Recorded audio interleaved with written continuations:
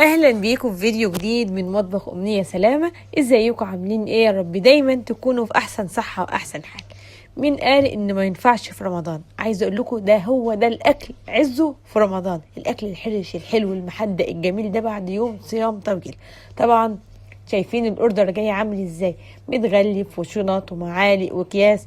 وعايزه اقول لكم دلوقتي ان علبه الكشري دي زيها دلوقتي بتمن الفراخ المشويه بالظبط، ويمكن اكتر كمان. طبعا انتوا صدقتوا، مستحيل اطلبه ولا اجيبه من بره ابدا ولا بتمن علبه.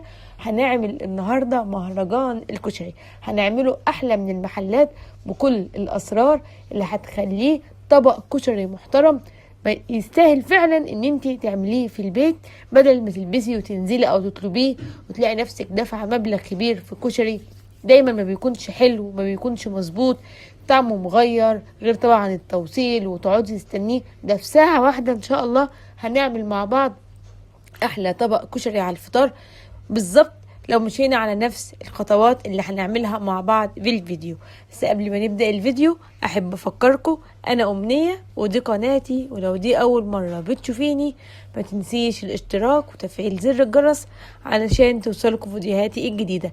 يلا بينا نبدأ ونشوف هنعمله ازاي. في ساعة واحدة هيكون جاهز.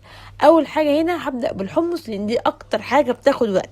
كنت نقعاه نص ساعة في مية مغلية، وبعد كده حطيته في الحلة، عليه فص توم، قرن فلفل، طماطمايه، وكل اللي هنحطه له رشة من السكر، وهنسيبه ياخد السوا بتاعه. عقبال ما ياخد السوا بتاعه كنت هجهز بعد كده الصلصة. حطيت مقدار الطماطم اللي انا عاوزاه ومعاه قرن فلفل حامي زي ما احنا شفنا الطماطم كده مقسماها 2 بس، وربع كوبايه من الميه، وسبتها على نار هاديه لحد ما تتسبك وتبقى شبه المربى.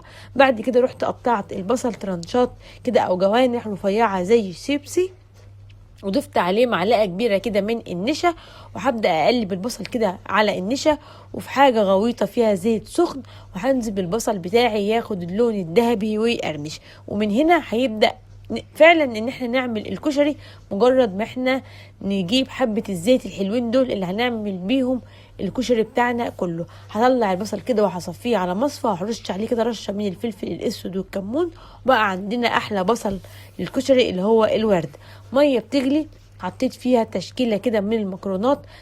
الميه بتغلي وحطيت فيها معلقه كبيره من الملح، وهنزل بتشكيله من المكرونات. هنا استخدمت اللي هي شبه الانبوبه والمكرونه المرمريه الصغيره وشويه سباكيتي، وضفت حوالي معلقتين 3 من زيت البصل. اخدت الغلوه بتاعتها وشطفتها، وهنزل بيها كده في طبق او في علبه.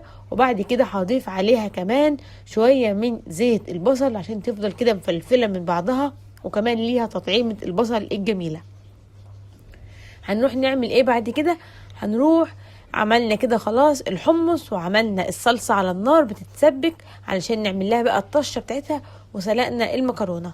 دي كانت الطماطم بعد حوالي ربع ساعة خلاص اتسبكت كده مع بعضها ولونها بقى احمر بزيادة. عايزة اقول لكم ان الخطوة دي بتفرق جدا في شكل الصلصة في الاخر. هنعمل ايه دلوقتي؟ هنطبخ الرز مع بعض. حطيت لا هنا هنعمل الصلصة معلش.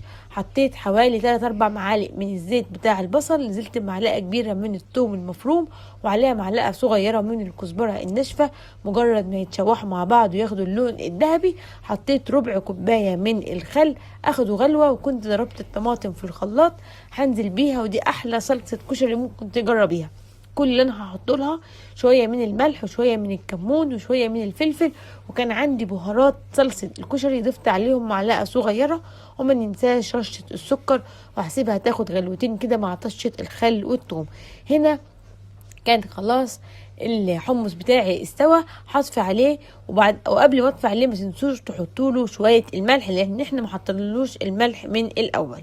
هنا حطيت شويه من الزيت، حمرت شويه شعريه، ونزلت عليهم بشويه من الرز وشويه من العدس الاصفر، يا دوب معلقتين 3. وكنت سلقه العدس اللي بجبه اخدت برضو منه معلقتين 3، وكده بقى عندي احلى رز للكشري. هضيف عليهم مكعب مرق، والبهارات اللي انا هستخدمها شويه ملح وشويه كمون، مفيش اكتر من كده. الرز سخن جدا خلاص ما ينفعش نبرده، لازم ننزل عليه بميه مغليه علشان اتشارب على طول ويدخل في السوا. خلاص كده الرز بتاعنا بيغلي، هنوطي عليه ونغطي ونسيبه يتشارب. هنروح نعمل بعد كده مع بعض العدس اللي احنا بنحبه بتاع الكشري. هنا الرز بتاعنا اتشارب خلاص، هغطي عليه وهسيبه يتشارب. العدس بتاعنا سلقته في شوية مية وكمون، سبته يتسلق بياخد حوالي ربع ساعة، وبعد كده بطلعه اصفيه تماما، وبعدين بحطه في مقلاية من غير اي مادة دهنية على نار هادية كده لحد ما يتبخر منه كل المية اللي فيه ويفلفل. كل اللي هحطه له هنا شوية من الكمون، وده العدس اللي بيتحط على وش الكشري اللي بنجيبه في المحلات. قبل ما احط عليه حطيت له كده معلقه من الزيت ورشه من الملح ورشه من الفلفل الاسود والكمون، وكده بقى عندنا العدس المبهر اللي بيتحط على وش الكشري. الرز خلاص اتشارب، هديله كده تقليبه بالشوكه عشان يبقى مفلفل وجميل. زي ما قلنا حمرت الشعريه في زيت البصل، ضفت لكل كوبايه رز نص كوبايه من العدس اللي بجبه والاصفر المشكل. يلا نعمل الدقه. حطيت معلقه كبيره من الثوم المدقوق، نص كوبايه من الخل، ربع كوبايه من عصير الليمون، وحطيت كوبايه ونص من الميه. والبهارات بتاعتي كانت ملح وكمون وشويه كزبره ناشفه، وبرده كان عندي بهارات دقة الكشري دي دلوقتي موجودة في كل محلات العطارة لو متوفر. وهنظبط الملح بتاعنا، وحطيت لها معلقة كده من زيت البصل وهقلبها، وبقى عندنا احلى دقة.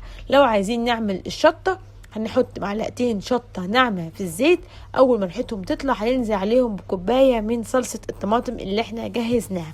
وبكده بقى عندنا احلى كشري، احلى من بتاع المحلات مليون مرة، واطعم وانضف واوفر، ومفيش احلى ولا اطعم من كده.